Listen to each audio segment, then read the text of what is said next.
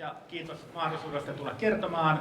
Otsikkona kansallinen kyberturvallisuusharjoitus, miten harjoitus tekee mestarin. Toisaalta ne, jotka tuntevat ja ovat esityksissäni käyneet, niin luuletteko, että keskityn vain pelkästään harjoitteluun, kun on mahdollisuus tuoda tämmöistä iloista sanomaa näin laajalle käyttäjäjoukolle. Lyhyesti kyberkuulumiset, sitten pihvi, harjoitus tekee mestarin ja sen jälkeen lisätietoa, mistä saatte näistä asioista lisätietoa. Ne, joilleka vahti, eli toimin siis valtiovarainministeriössä valtionhallinnon tieto- ja kyberturvallisuuden johtoryhmän vahtin pääsihteerinä, jossa vastataan tämän vahtitoiminnan toteuttamisesta. Valtiovarainministeriöllä on aika paljon mandaattia huolehtia tieto- ja kyberturvallisuudesta julkisessa hallinnossa. Meillä on asetus, meillä on lakeja, jota kautta me tätä toteutetaan, ja käytännön tasolla tämä toteuttaminen tapahtuu nimenomaan vahtitoimielimen kautta. Ja tuosta haluan korostaa juuri vihreällä olevia kohtia. Me ollaan valmistelu- ja koordinaatioelin. Eli nimenomaan yhteistyö on se helpoin, kustannustehokkain tapa, miten näitä kaikkia asioita tulee edistää. No sitten, jotta tämä kyberturvallisuus ei olisi niin pelottava ja epäselvä asia, niin ajattelin muutamalla uudella näkökulmalla lähestyä tätä alkuun. Kukaan ei varmaan osaa sanoa tarkkaan, kuinka vanha kyberturvallisuus on ennen tätä tilaisuutta. Nyt te tiedätte sen kohta. Se on 216 vuotta ja noin 10 kuukautta.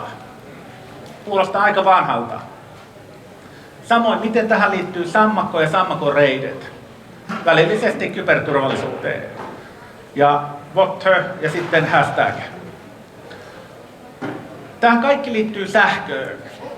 Kuvassa näkyy Alessandro Voltan keksinnöt, eli hän kehitti sähkön vuonna 1800. Kyberturvallisuushan liittyy nimenomaan sähköiseen toimintaympäristöön, jossa myös paljon ICT on mukana sen toiminnan varmistamiseen. Ja tätä kautta itse katson, että kyberturvallisuus, jos joku olisi vuonna 1800 vaan ymmärtänyt sanoa sen, olisi vakiintunut meillä terminologiaan paljon aikaisemmin. Toisaalta, jos me katsotaan kyberturvallisuutta vähän ei niin tietoturvallisuuden näkökulmasta, tapahtuu myrsky. Kuten olette huomanneet, niin Etelä-Suomen on vallannut kauhea lumikerros. Siellä on puoli metriä vähintään lunta tai enemmänkin. Tai voihan olla, että Ilmatieteen laitoksen tietokoneiden laskentakaavat pettivätkin ja siellä ei lunta ole juurikaan. Todennäköisesti jälkimmäinen pitää paikkansa. Eli meillä on erilaisia uhkia, häiriöitä, myrskyjä, reitittimien hajoamisia. Onko noin tietoturva vai enemmänkin siitä seurautuva ongelma, sähkökatto tai muuten tietoliikennepoikki, kyberturvallisuusongelmaa? Ja voisin sanoa näin, että kaikkihan voidaan kääntää tietoturvaksi, mutta kun tietoturvasta puhutaan, niin ekana puhutaan siitä luottamuksellisuudesta. Onko tämä salassa pidettävää? Miten tämä salassapito liittyy tähän näin?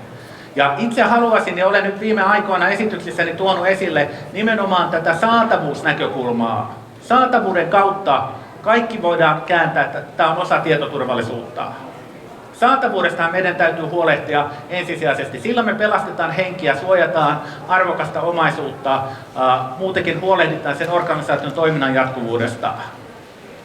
Meillä on valtava muutos menossa teknologiassa. Teillä on kaikilla miljoonia kertoja enemmän tehoa taskussanne tai ranteissanne, kun NASAlla oli 60-luvulla koko tämän Apollo-ohjelman osalta, jolla ihminen lähetettiin kuuhun. Eli te pystyisitte teidän laskentatehollanne tekemään kaiken tarvittavan laskennan ja suunnittelun ihmisen lähettämiseksi ties minne ulkogalakseihin. Tai Apollo 13-ohjelma on myös hyvä esimerkki siitä, kyllähän siinä kyberturvallisuudella, miten varmistettiin, että kyseiset henkilöt palautuvat maahan, voidaan tämä toteuttaa.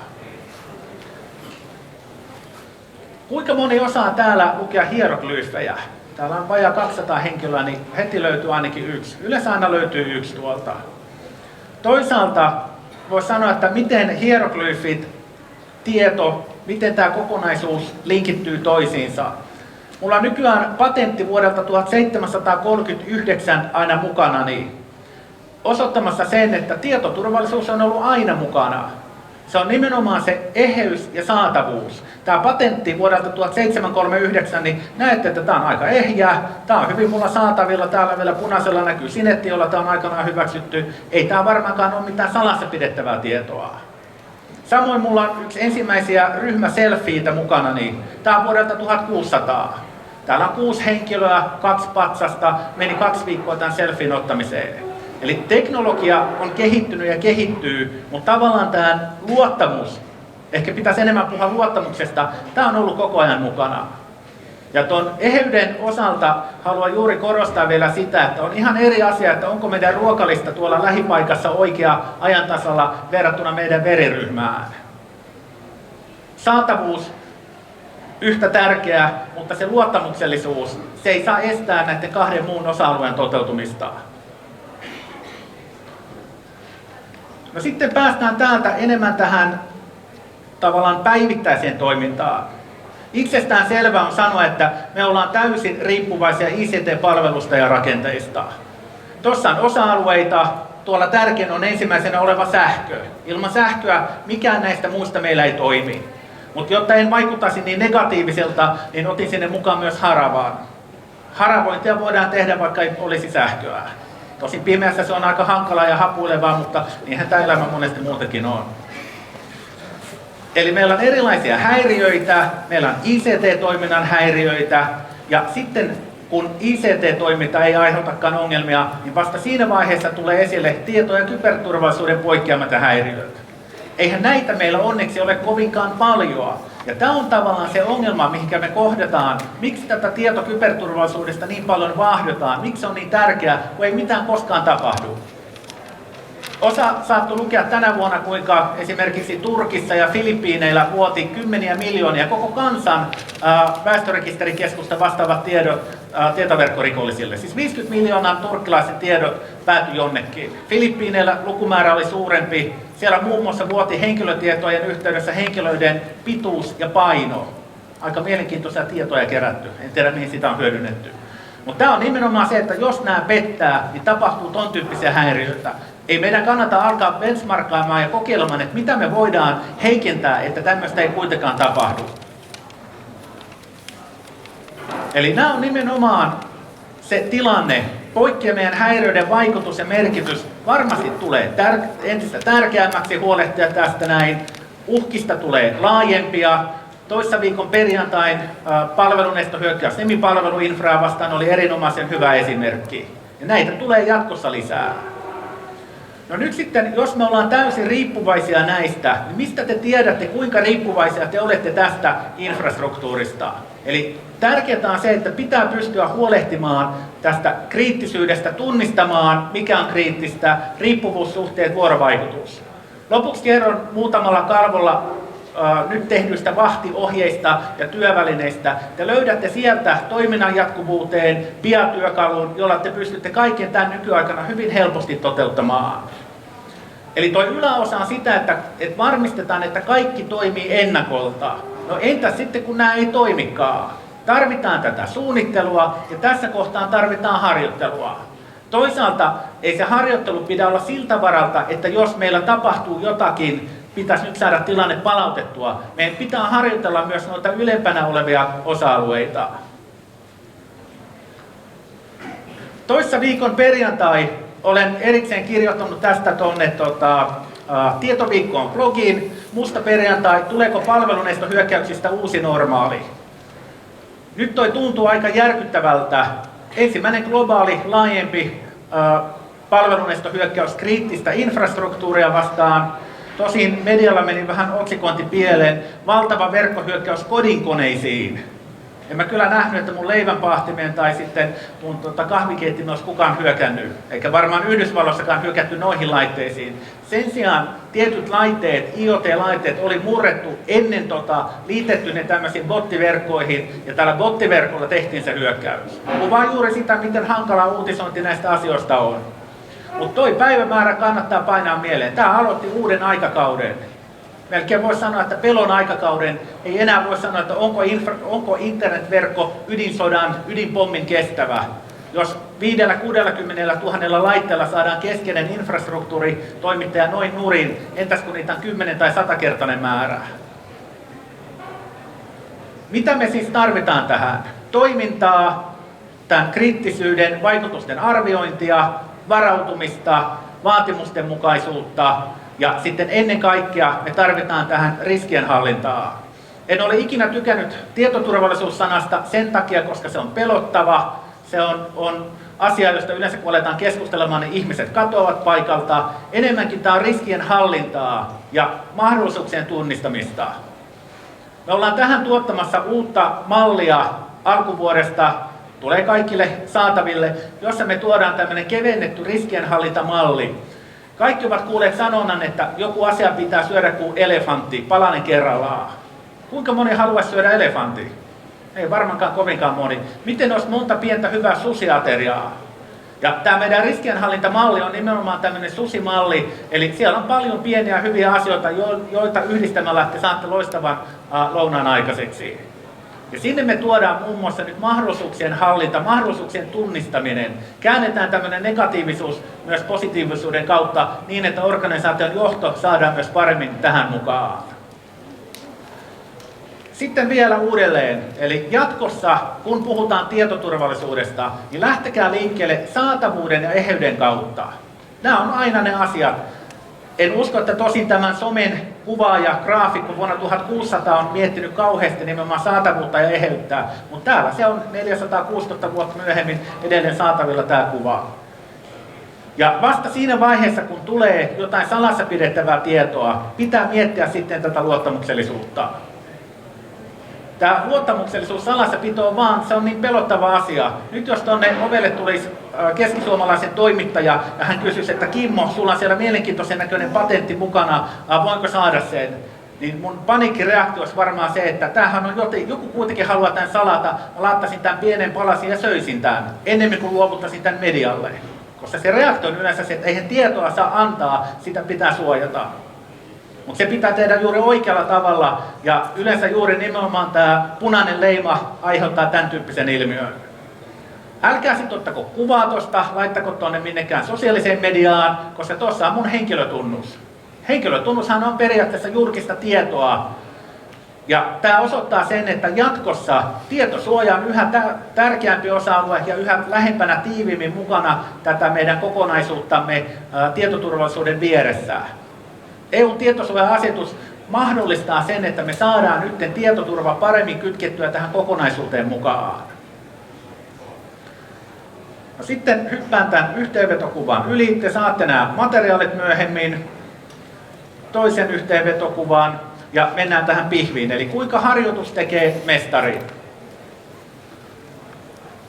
Tuossa on suojattava kohde. Meillä on erilaisia suojattavia kohteita, joita meidän pitää ennakoinnilla, eli se on sitä proaktiivisuutta ja sitten reagointikykyä parantamalla pystyä suojaamaan.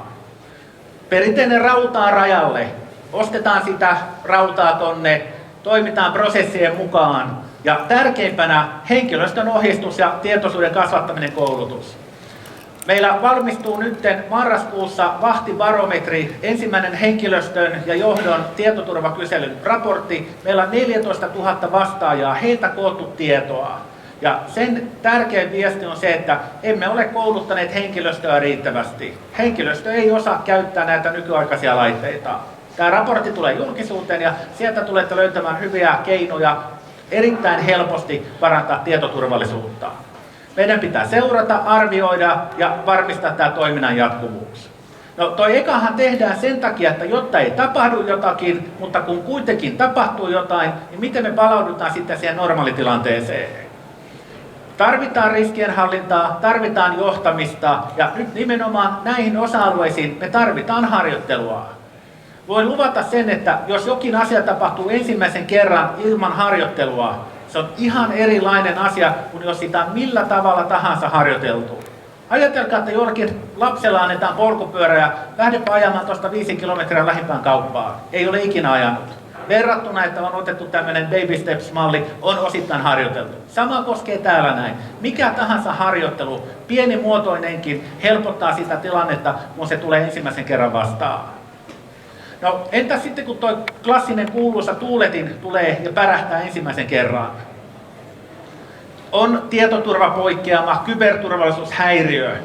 Ja niin kuin sanoin, eihän nämä ole ne yleisimmät ongelmat. Meillä on ihan normaali ICT:ssä kaikista eniten ongelmia. Eli ICT ei toimi niin kuin pitää ja jatkossa totta kai muitakin häiriöiden aiheuttajia tulee. Sen perusteella tapahtuu jotakin kielteistä, mutta nimenomaan miten me sitten kyetään reagoimaan tähän poikkeamaan. Tässä tulee esille jälleen toi sama. Meillä pitää olla suunnitelma ja suunnittelua varautua näihin asioihin. Toisaalta aina kun tämmöinen poikkeama tulee, niin silloinhan pitäisi miettiä, että miksi näin kävi. Riskien hallinta on tässäkin jälleen se keino. Jos meillä tapahtuu jotakin, eikö meidän riskienhallinta toiminut, eikö me olla tunnistettu sitä uhkaa oikein, tai jos me ollaan tunnistettu se riskinä, meillä ei ole ollut keinoja ottaa sitä hallintaan, tai ne hallintakeinot ei ole purreet. Eli aina nämä poikkeamat pitäisi pystyä käymään läpi riskienhallinnan keinon, miettien, oliko todennäköisyys, yllätys, eikö meillä ole muuten keinoja rajoittaa tätä haittaa ja vahinkoa. No miten sitten näitä kuuluisia mestareita täällä kyberturvallisuudenkin puolella leivotaan? Joulukin tulee, niin voitte tehdä semmoisia kyberpipareita ja sitä kautta myös kehittää tätä osaamista. Tuon tähän esille nyt erilaisia havaintoja ja oppeja pohjautuen siihen, että täällä Jyväskylässä on harjoiteltu näitä asioita useamman vuoden ajan. Itse olen ollut 2 edellisen KYHA-harjoituksen yhteydessä mukana. Eli tänä keväänä oli KYHA 16, jossa valtiovarainministeriö vastasi tästä päävastuullisena yhteistyössä PVJJK:n kanssa. Ja vastaavasti edellisenä vuotena meillä oli vastaavan tyyppinen harjoitus myös toukokuussa, jossa valtiovarainministeriö oli myös vahvasti mukana. Jos pitäisi koko tämä esitys kiteyttää yhteen kalvoon, josta jo äsken vähän indikoinkin, niin se on nimenomaan se, että tärkeintä on, että harjoitellaan. Tämä on ihan sama juttu kuin riskienhallinnassa. Ei kannata nyt ekana lähteä miettimään, että minkälainen asteikko me otetaan nyt käyttöön, millä me sitä todennäköisyyttä ja vahinkoa lähdetään mittaamaan. Te käytätte siihen vuoden, ettekä ole vielä yhtään riskiä arvioineet tai tunnistaneet. Lähinnä te olette käyttäneet aikaa siihen menetelmän hakemiseen. Sama juttu tässä harjoituksen osalta. Tärkeintä on, että lähtee jollakin tavalla miettimään tätä harjoituskokonaisuutta ja kohta tulee näitä erityyppisiä tapoja. No harjoitellaanko riittävästi? Kerrankin voin sanoa, että meillä on tästä mitattua tietoa. Ei harjoitella, ei todellakaan. Ja se mihinkä tämä pohjautuu, niin me ollaan tehty VAHTin valtionhallinnon organisaatiokysely toistakymmentä vuotta viimeisen 6 vuoden osalta sekä kuntakysely vuosi sitten, jolloin vajaa 100 kuntaa vastasi tähän näin. Ja nyt sitten tuoreimman tämän VAHTin henkilöstön ja johdon tietoturvabarometrin mukaan, niin johto vastasi, että kun kysymys on häiriötilanteiden hallintaa harjoitellaan riittävästi, niin tärkeyden osalta he vastasivat 3,3, eli se on erittäin tärkeän ja tärkeän lähempänä tärkeää. Tuon vaikeus on melko vaikeaa, melko helppoa, toi yllätti, toi vaikeus, eli eihän tämä ole vaikeaa. Mutta sitten, miten tämä toteutuu? Kuinka paljon on tehty tätä harjoittelua? 2,07. Melko huonosti. Eli helppo ja tärkeä asia, jota ei kuitenkaan toteuteta. No, tämä kuulostaa tämmöiseltä kuuluisalta matalalla roikkuvalta hedelmältä. Tätä pitäisi nyt ilman muuta ehdottomasti tehostaa. No sitten näitä havaintoja, kokemuksia. Kyllähän tämä kaikki lähtee kaikessa meidän työssä ja toiminnassa nimenomaan tästä johdon sitouttamisesta. Johdon pitää ymmärtää, miksi tätä harjoittelua tehdään ja jos mahdollista saada jollakin tavalla osaksi tätä harjoittelua mukaan. Rajaus ja resurssit. Moni harjoitus kaatuu siihen, että me kerralla yritetään nimenomaan syödä se elefantti kerralla. Hei pojat, voisiko tänään iltapalaksi semmoinen pikku elefantti? Semmoinen poikainen. Ei kannata lähteä tässäkään niin, vaan nimenomaan niitä pieniä palasia lähteä sitä kautta liikkeelle. Ja sitä kautta tapahtuu tavallaan se kypsyysmallin mukainen kehittyminen. Voidaan myös tätä harjoitustoimintaa kehittää. Tarkkailu, havainnot, raportointi, sitä kautta tämä kehittäminen. Ja tässä juuri nimenomaan se, että mestarit erottuu tässä siitä, että seuraavina vuosina ei ole enää niitä samoja havaintoja kuin edeltävinä vuonna, mikä meillä ei vielä toiminutkaan. Eli ne havainnot, mitä harjoituksissa saadaan, prosessien kehittäminen, ne viedään eteenpäin. Tämä on sama juttu, sama analogia kuin riskienhallinnassa. Kun riskienhallintaa tehdään, niin jos vuoden päästä löydätte edelleen ne samat riskit tekemättömänä, niin älkää ihmetelkö, se on useassakin paikassa törmätty tähän ilmiöön. Mutta näin sen ei pitäisi olla, vaan nimenomaan pitäisi pystyä kehittämään tätä toimintaa. No se, että minkä tyyppisesti tehdään. Meillä on pöytäharjoituksia, on teknistä harjoitusta, ja tämä on nimenomaan taas riippuu siitä, että mitä me halutaan harjoitella. Kyllä tämä tietysti on aika pitkälle, pitää miettiä prosessien kautta. Se, että mikä siellä on taustalla se teknologia, se tuo myös sitä kyvykkyyttä toimia niissä tilanteissa, kun se tekniikka ei toimikaan oikein. Eli siinä mielessä välillä, kun aina arvostellaan sitä, että nyt me mennään johonkin erilliseen harjoitusympäristöön, eihän nämä ole ne meidän työvälineet, joita me normaalisti käytetään. Mutta se luo tavallaan sitä eräänlaista sietokykyä, resilienssiä, toimia myös tämmöisissä erityyppisissä harjoituksissa. Mutta toi pitää sopia, toi pitää hyvin tarkkaan määrittää, mitä ja mitenkään harjoitusta tehdään. Viestintä. Kuulin tässä viime viikolla huhun, että kerran 40-luvulla oli onnistuttu siinä. Liittyy jotenkin kuulemma sodan päättymiseen. Joku tämän tyyppinen huhu oli liikkeellä. Eli viestintä on yleensä se, joka pettää. Suosittelen tutustumaan Osmo A. Viion lakeihin. Siellä on loistavia havaintoja, jotka edelleen pitää myös häiriö-kriisiviestinnässä paikkansa. Johdolta on yksi ainoa viesti. Oikeastaan kaikkeen tietokyberturvallisuuteen liittyen. Jotta johto voi tehdä päätöksiä, niin se edellyttää hyvin valmisteltua ehdotuksia, mitä tulee tehdä. Ja tässä on se kuilu johdon ja asiantuntijoiden välillä, ei puhuta yhtä kieltä. Yhteinen kieli puuttuu, jonkun pitää pystyä tulkita sen asiantuntijoiden, niiden esitykset, vaatimukset, johdon ymmärtämään muotoon, muotoilla päätösehdotuksia, niin kyllä johto sitten sen jälkeen päättää. No sitten, mistä te saatte lisätietoa?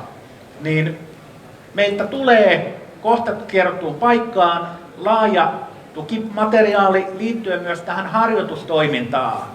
Tuossa on muutamia kuvia otettu täältä näin. Tämä pohjautuu siihen, että Valtorissa harjoittelijana ollut Juhana Jaakkola on ollut useissa harjoituksissa mukana ja osittain sitä kautta tuottanut nyt sitten tämmöisen tukimateriaalikokonaisuuden tänne harjoituspuolelle. Siellä on käsikirjaa harjoituksen osallistuville, niitä tekeville. Ja se, miten me tullaan tämä julkaisemaan, niin on 13. joulukuuta, kun uusi vahtiportaali avataan, niin tämä tulee tukimateriaalina sitten sen jälkeen. En uskalla heti luvata vuoden lopussa, mutta viimeistään ensi vuoden alkupuolella. Toinen asia, vanha linkki, suosittelen katsomaan. Yrityksestä ne vuotaa tietoja, mitä toimitusjohtaja vastaa. Liittyy tähän kriisiviestintään. Eli nimenomaan se, että kun tämmöinen vakava poikkeama tapahtuu, viestinnällä on silloin todella suuri merkitys. Sillä pelastetaan paljon asioita, mutta sillä pystytään vielä enemmän vahingoittamaan tilannetta.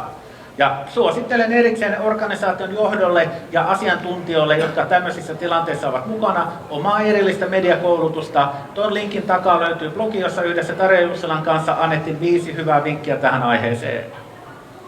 Lopuksi sitten vielä pari vahtiasiaa. Hyppään tuolta tuon kalvon yli. Eli uusi vahtiportaali, niin kuin mainitsin, julkaistaan nyt joulukuussa. Samoin tulemme julkaisemaan uudenlaiset vahti-tietoturvavaatimukset. Me tuotetaan näitä työnimellä Vahti 100. Osin sen takia, että Suomihan täyttää 100 vuotta ensi vuonna, mutta sen takia, että niitä vaatimuksia tulee olemaan 100 tai vähemmän. Ja tämän pitäisi kattaa nyt sitten jatkossa tämän tietoturvallisuuden laaja kenttä. Eli me halutaan nyt eriyttää vahtiohjeet ja vahtivaatimukset ja niihin liittyvät auditoinnit, tarkastukset, arviointi kokonaan uudella tavalla. Näistä tulee lisätietoa tuonne vahtiportaaliin.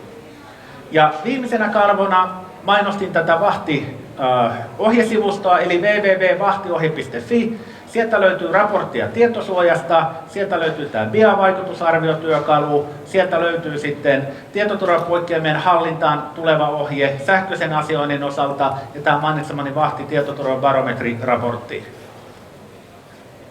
Sitten vielä, jos satutte olemaan Kuopiossa ensi viikolla tai Helsingissä seuraavalla, tervetuloa. Meillä on kuntakierros meneillään 1 päivä näitä samoja asioita, vähän ehkä niin kuin hitaammalla vauhdilla läpikäytynä. Olemme 3 paikkakuntaa jo läpikäyneet. Ja sitten vielä, jos olette julkishallinnon henkilöstöä, niin tervetuloa Vahtipäivään. 19. Vahti-tietoturvapäivä järjestetään Helsingissä valtiovarainministeriön auditoriossa 13. joulukuuta. Viimeisenä muistutuksena vielä se, että mikään teknologia ei korvaa ihmisen tietoturvakäyttäytymistä. Eli ihmisiin meidän pitää pystyä tällä kaikella vaikuttamaan. Vaikka se keinoäly siellä taustalla nousee ja siitä tulee meille loistava apuri, niin meidän pitää kuitenkin pystyä nimenomaan ihmisiin tällä kaikella vaikuttamaan. Kiitos. Kiitoksia Kimmo.